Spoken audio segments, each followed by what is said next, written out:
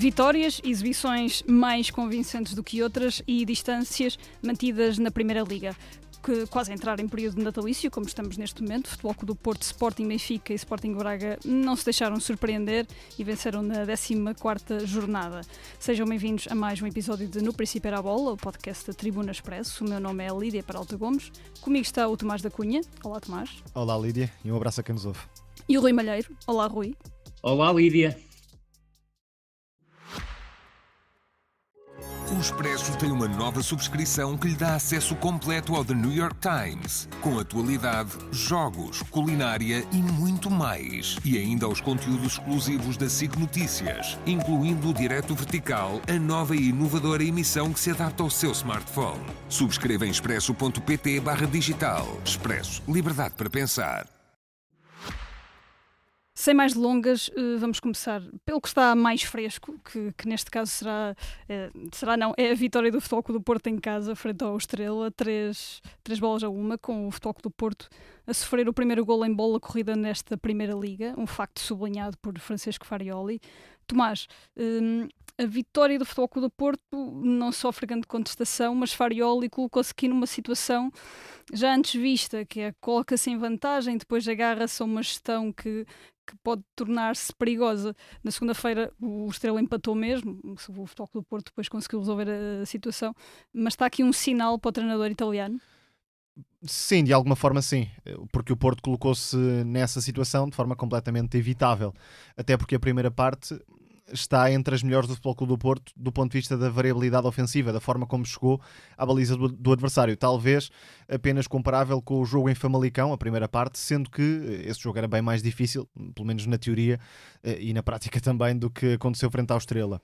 O Porto na primeira parte teve em Kiwior um dos principais construtores, aliás mesmo o principal, não só a combinar com o Rodrigo Mora e encontrar Samu também em apoio, mas também a meter alguns passos para as costas da defesa do Estrela da Amadora, que deu muito espaço e o Porto soube encontrar esse espaço.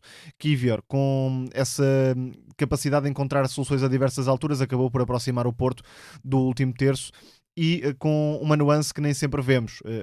Ou melhor, vemos nos adversários a intenção de marcar com referências individuais os dois interiores, mas com Samu a ter espaço e não aproveitar esse espaço. Desta vez, e o próprio treinador elogiou no final, conseguiu dar boas sequências e nos últimos dois jogos o Porto serviu o Samu também muitas vezes em zonas de finalização, principalmente no jogo com o Malmo, também a reeditar a parceria com o Rodrigo Mora, que deu bons sinais na época passada. Mas por vezes o Porto pede muito a Samu fora da área, em apoio, e não consegue servi-lo nas situações mais favoráveis, que é em zona de remate, e desta vez conseguiu esse equilíbrio.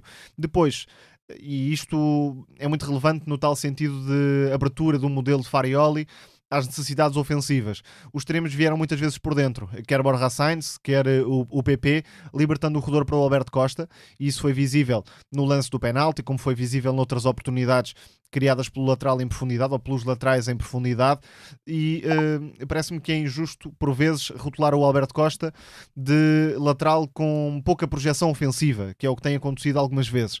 É o que o modelo lhe pede, por isso é que o jogador também não se sente tão à vontade, com tanta margem para se envolver no último terço, tendo essa capacidade. Não é um tema de capacidade, mas um tema de função na equipa do Futebol Clube do Porto. Na segunda parte, de facto, há um abrandamento do ritmo, o Estrela não estava a conseguir nada, ainda assim, há um lance isolado em que o Sidney Cabral, mais uma vez, o Lopes Cabral, consegue mais uma vez mostrar que cruza muito bem, quer com a perna direita, quer com a perna esquerda, para o Abraham, e aí surge um dos grandes tópicos de discussão nesta altura no Futebol Clube do Porto.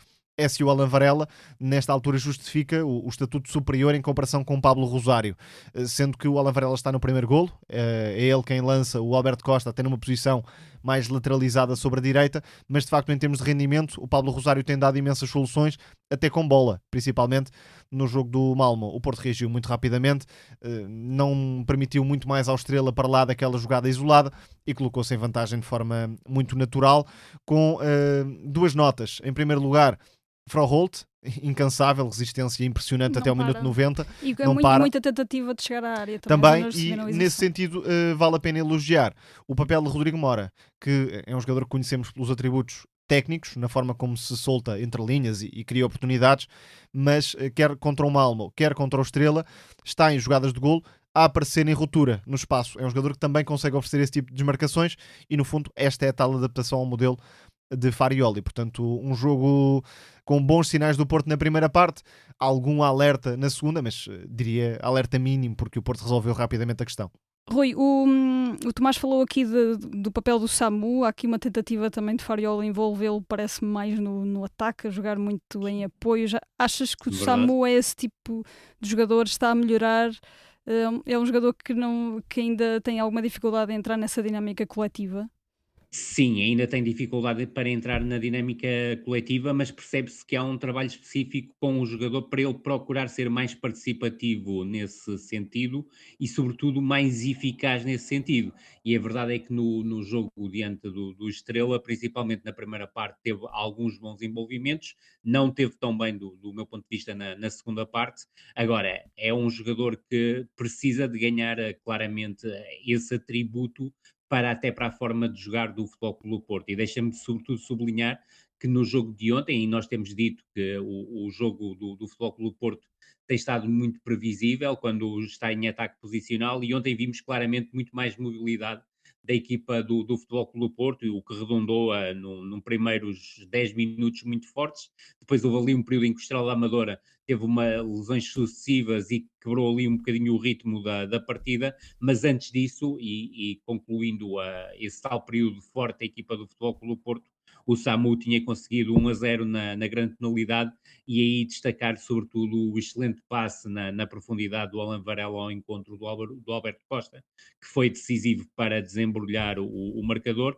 Agora, em vantagem, o Futebol Clube do Porto tende mais uma vez a adormecer, e isso acabou por ter uma consequência grave. Foi o golo do empate, muito bem marcado pelo Abraham Marcos, uma boa jogada que vem do corredor esquerdo do Stoica para o corredor direito para Lopes Cabral, que alimentou muito bem a zona de finalização, e o Marcos fez o empate. Curiosamente, e acho que esse é um dos fatores que marca esta equipa do Futebol Clube do Porto, é a forte reação à adversidade, e a verdade é que o Futebol Clube do Porto, 2 minutos depois, já estava em vantagem com o golo do Francisco Moura, e um pouco mais tarde o Samu acabou com a ajuda do Lopes Cabral, que tem o desvio, mas também depois a bola está entre o Samu e o Luan Patrick, acaba por conseguir o 3-1 e definitivamente colocar um ponto final na partida. Vamos passar já para o jogo de domingo do Benfica. Foi a Moreira de Cónegos bater o Moreirense. Uma goleada 4-0 a fechar uma semana muito positiva para os encarnados, depois da boa vitória na Champions frente ao Nápoles.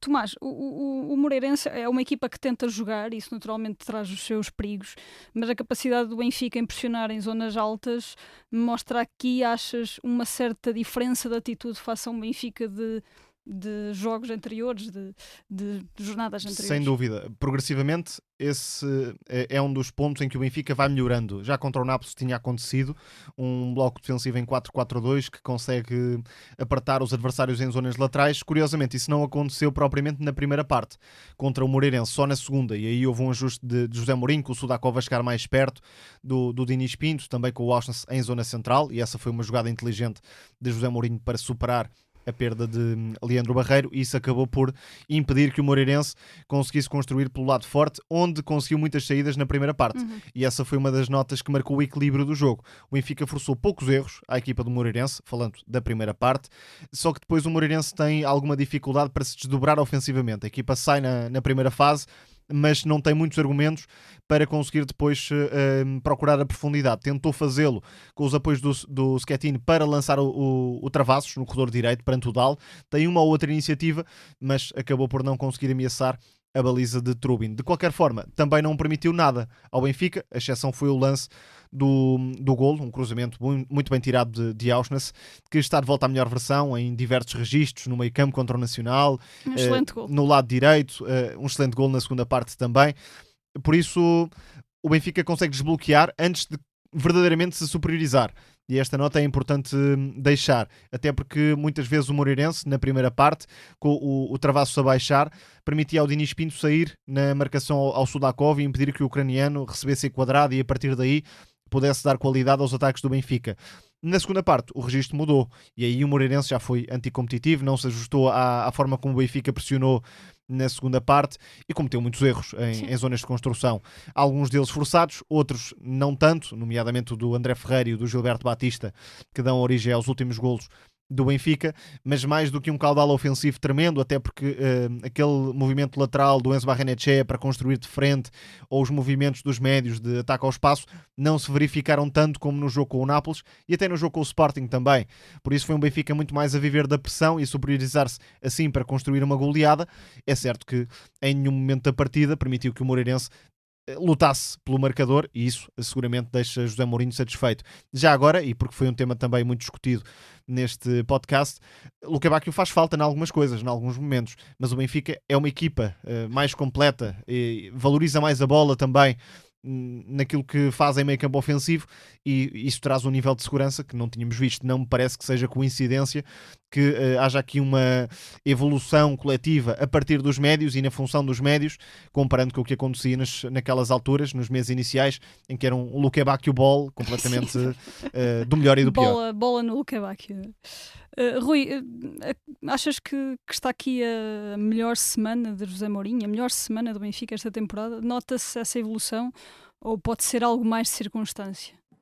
Procura passar-se essa ideia, mas eu volto a referir, o Benfica empatou em casa com o Sporting e isso nunca poderá ser um bom resultado para a equipa do Benfica. No entanto, depois do jogo com o Nápoles, e o Benfica fez uma exibição afirmativa, foi claramente a melhor exibição da temporada do Benfica e com pormenores interessantíssimos em termos de jogo, não só pela forma como o Benfica conseguiu sair e superar a pressão do Nápoles e depois conseguir duas coisas, ou ligar no corredor central onde tinha francamente vantagem, ou principalmente atacando a profundidade através do Ivanovic. Agora, em Moreira de Cónegos, o jogo exigia outro tipo de coisas e a verdade é que a primeira meia hora do Benfica voltou a ser muito fraca. Agora, juntando o jogo do Nápoles com o jogo com o Moreirense, acaba por ser, se quisermos, 4 ou 5 dias de enorme felicidade para José Mourinho e o momento mais alto do Benfica nesta temporada.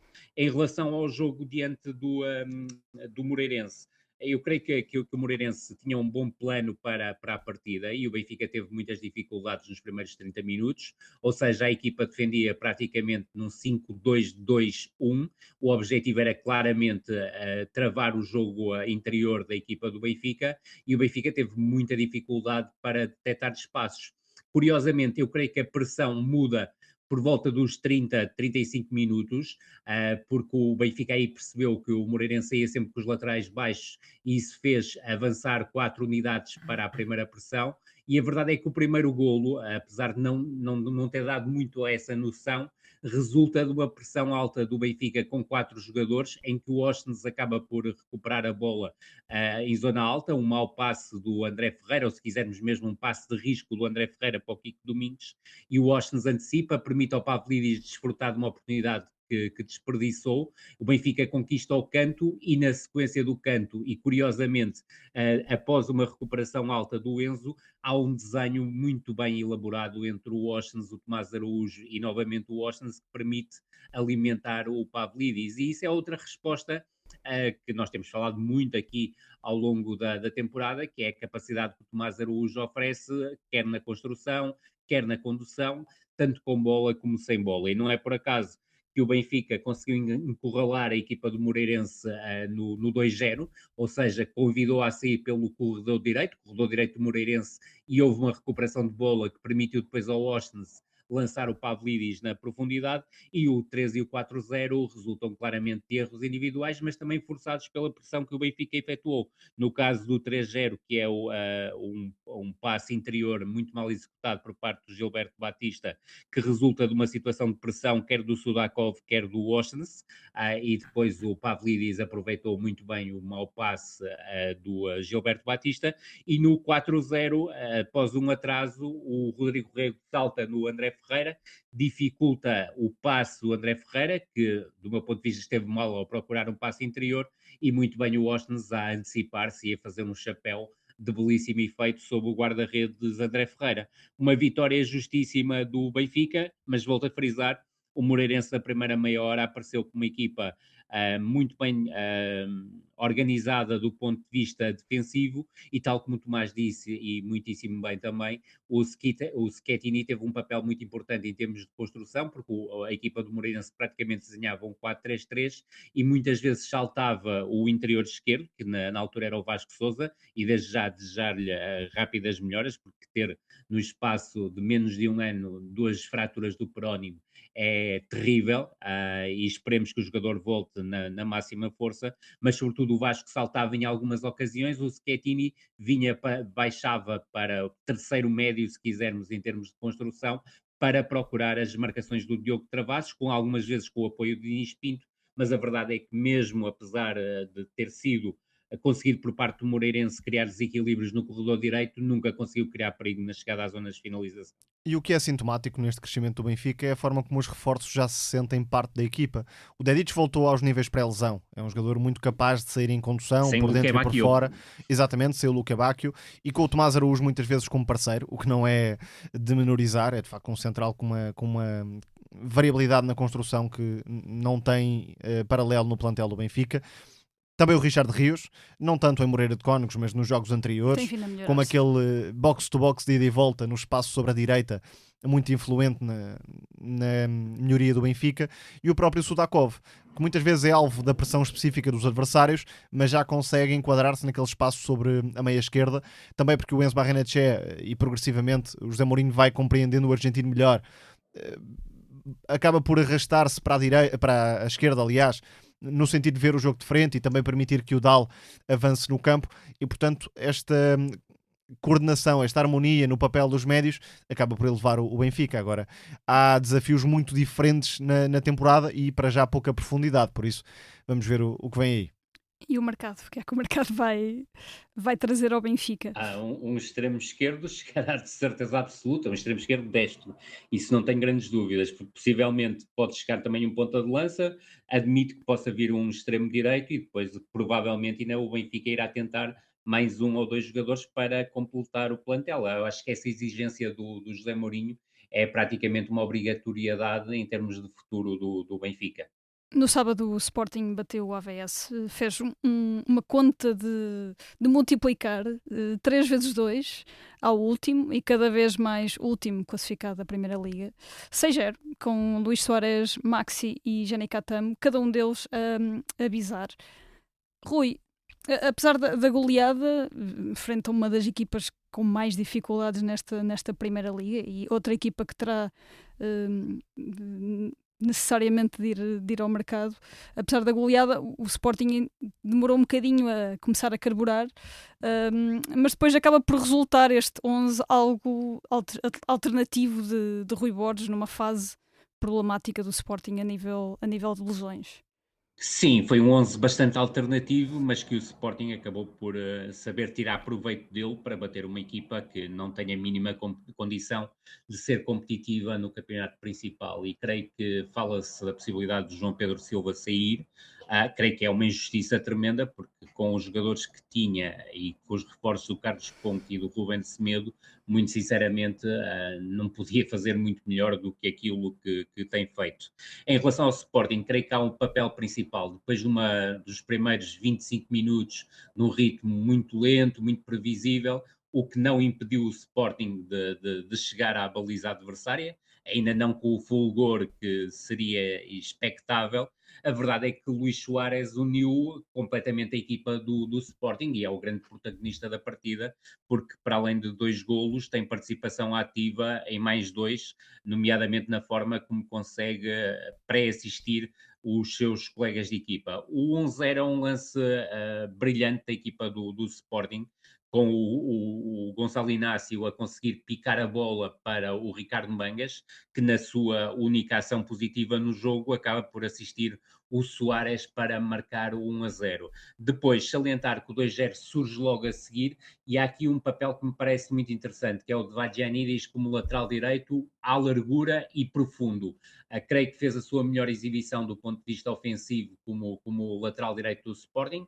É certo que o adversário não era muito difícil, mas a qualidade das ações do Vadjanidis tem que ser claramente sublinhada. E, sobretudo, o facto de Maxi Araújo ter jogado como médio ala esquerdo esquerdo, onde eu creio que lhe falta algum espaço para explodir, permite-lhe também surgir com qualidade em zonas de finalização, não só ao segundo poste, como é habitual quando joga como lateral esquerdo, mas como aconteceu no segundo gol do Sporting, é ir buscar mais o corredor central.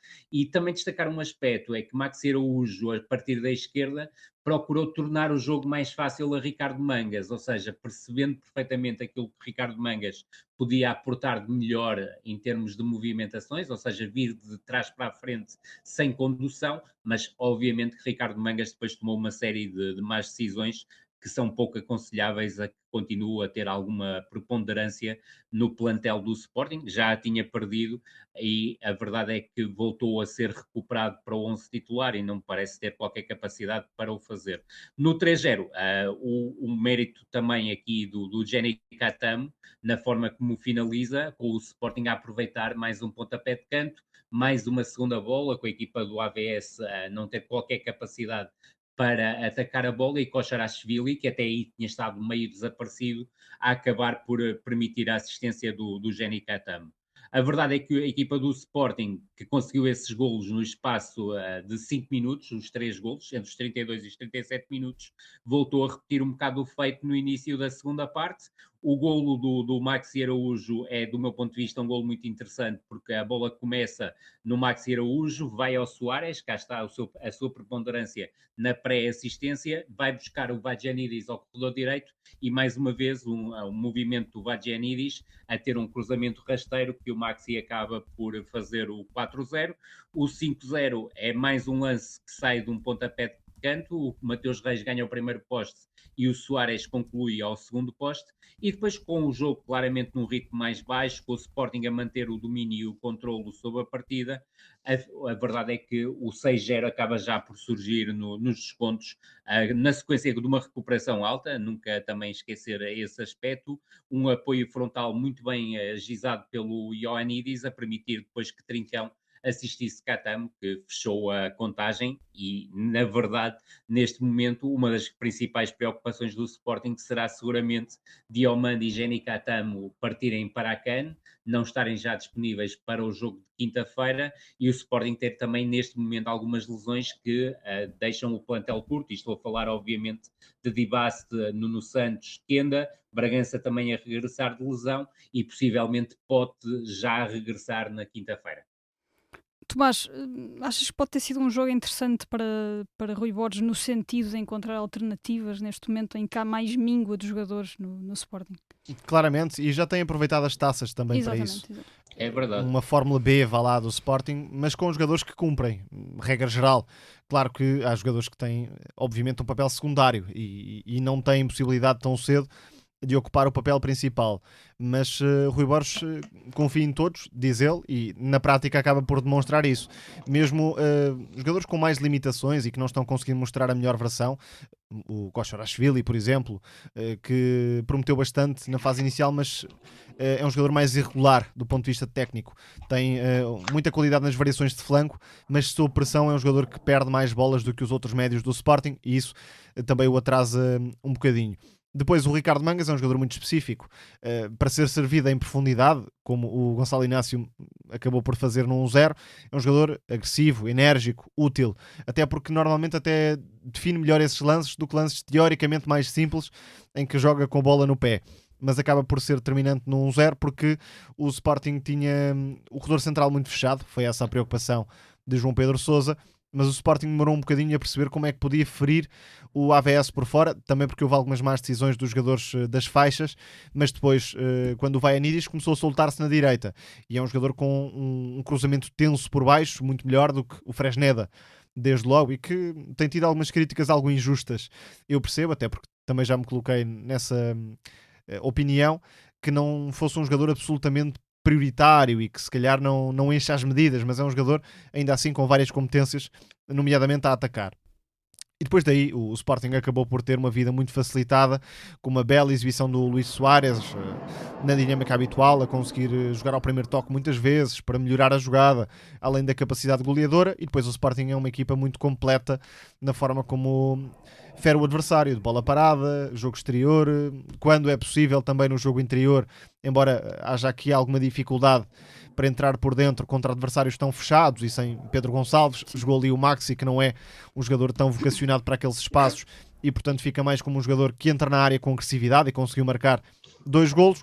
Vamos ver qual é a opção para o jogo do Santa Clara, se é Ioannidis Soares, 2 jogadores que podem também dar outra presença na área e na resposta a cruzamentos para incomodar o Santa Clara, que é uma equipa que se entrega por completo à organização defensiva com um bloco muito baixo. E depois no lado direito, se o Salvador Belopa é a escolha ou se há aqui algum tipo de surpresa, eu diria, no trabalho de Rui Borges. De qualquer forma, esta profundidade do plantel tem dado soluções que cheguem. Aliás, o jogo do Bayern também é exemplo disso. Vamos agora às nossas rúbricas. Na Revienga, Rui, trazes o Nacional Tondela, que é um daqueles jogos... Podemos chamar a montanha-russa do fim de semana alargado. Exatamente, é um daqueles jogos em que aconteceu tudo e um par de chuteiras. É um jogo que foi reagendado, teve uma expulsão precoce, penaltis falhados, no plural, e um Nacional a dar a volta a todas estas contrariedades, vencendo em casa. Sim, é uma vitória incrível do Nacional e da forma como foi conquistada. Deixa-me dizer que a expulsão do Davison mostra claramente aqui um jogador desenquadrado com o coletivo, por isso mesmo é que foi das poucas vezes que foi utilizado esta temporada e acabou por ver um cartão amarelo que depois foi bem revertido em cartão vermelho.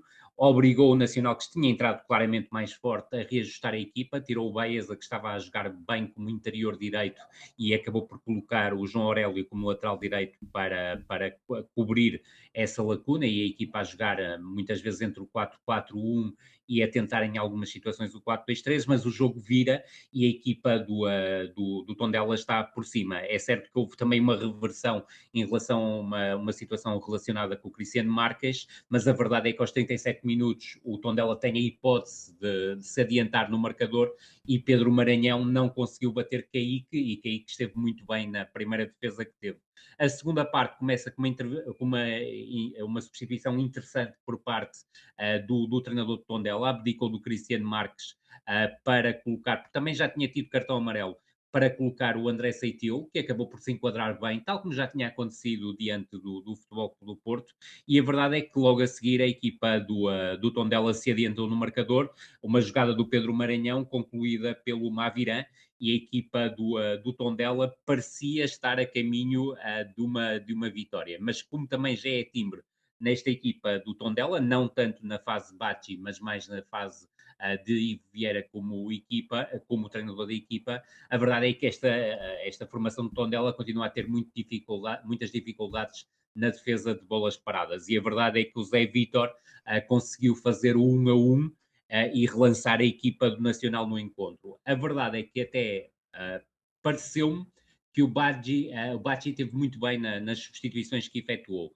Lançou o Afonso Rodrigues, que deu mais qualidade, e o Yarlan mais qualidade ao jogo exterior, mas sobretudo um jogador que me parece tem que ser titular de caras nesta equipa do Tondela, que é o Joy Hodges, que oferece muito mais ao jogo que o Hugo Félix. E a verdade é que o Tondela passa grande parte da segunda parte por cima, e já no período de descontos, que foi longuíssimo, o Jordan tem a hipótese de fazer o 2-1 de grande penalidade, e Caíque, que se tornou no grande herói da partida, acaba por permitir que a equipa do Nacional consiga manter o empate.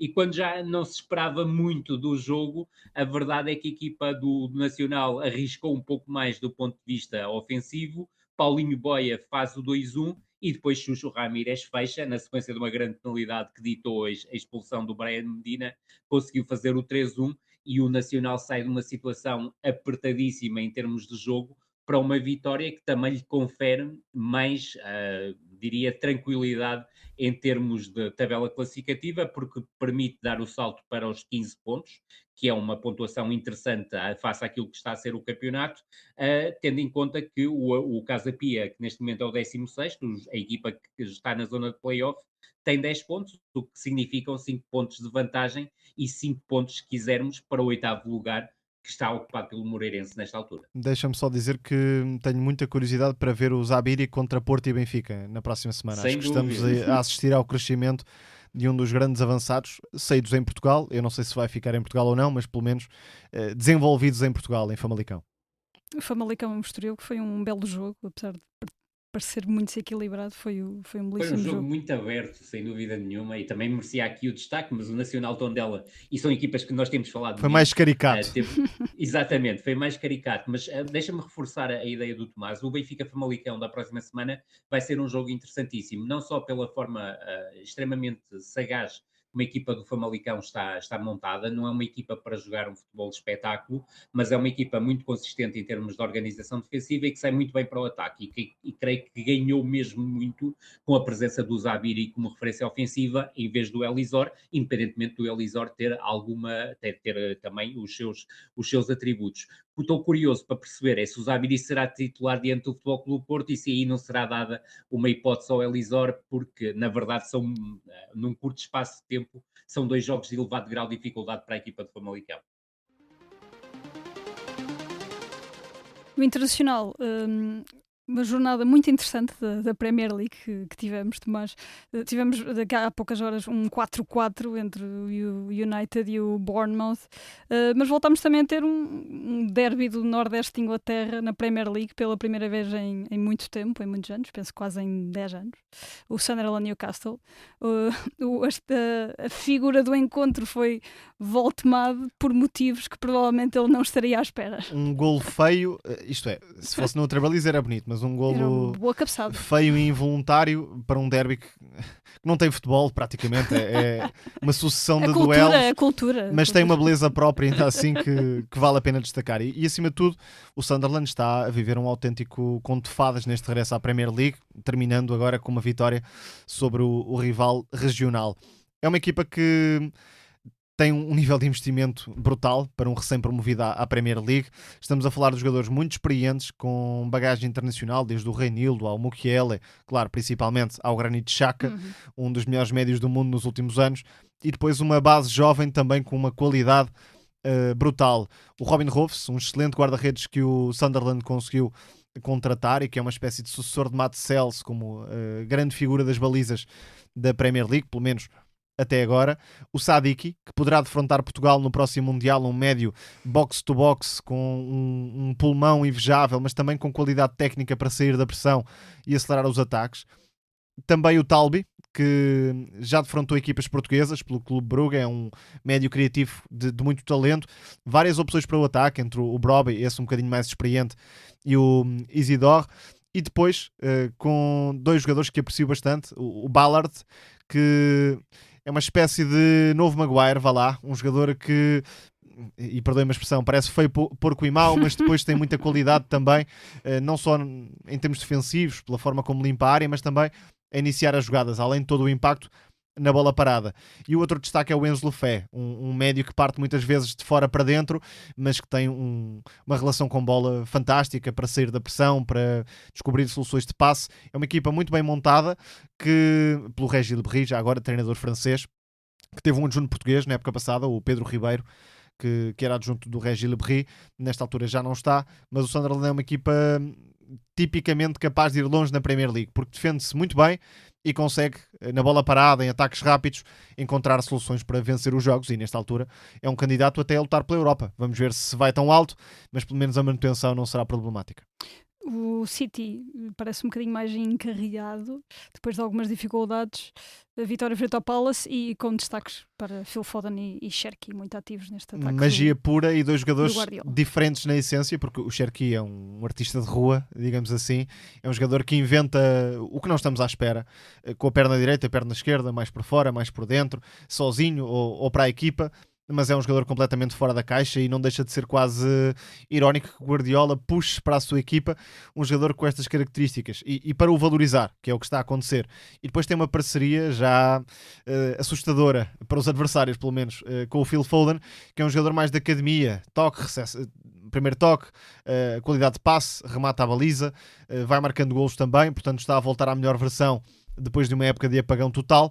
E o City tem os básicos, tem um grande guarda-redes e tem um grande avançado, o que dá sempre para ganhar jogos. Exato. Mas depois lá pelo meio está a encontrar equipa. E fica uma nota também para o Mateus Nunes, cada vez mais um lateral direito Inventado por competitivo, Guardiola. competente, inventado por Guardiola, porque não gostava de o ver no meio campo, mas faz muitas coisas e cada vez faz mais coisas bem. Portanto, acho que é claramente um tocar à campainha do Roberto Martínez. Vamos ver se atende, porque não é assim tão fácil de abrir Não é aquela naquela porta. delas. Agora, Sim, sim. Não é agora assim está tão mais fácil. preocupado em descobrir o telefone do Paulinho. É, exatamente. Indicativo do México. Isso mesmo, já estamos a dar uma ajuda. Que, só para referir, o Paulinho que foi campeão do torneio Apertura no México, marcando o golo que deu o empate ao Toluca. Assim fechamos mais um episódio de No Princípio Era a Bola. Obrigada, Rui, e obrigada, Tomás. Obrigado, Lídia. Muito obrigado a todos, grande abraço. Este episódio conta com a gravação e sonoplastia de Tomás Delfim, capa de Tiago Pereira Santos, coordenação de Joana Beleza e direção de João Vieira Pereira. Eu sou a Lídia Peralta Gomes e este é o podcast No Princípio Era a Bola. Voltamos na próxima semana, mas até lá siga-nos nas apps de podcast e nas redes sociais do Expresso. Se tiver sugestões ou ideias que queira partilhar com a equipa de podcasts, envie um e-mail para podcasts@empresa.pt.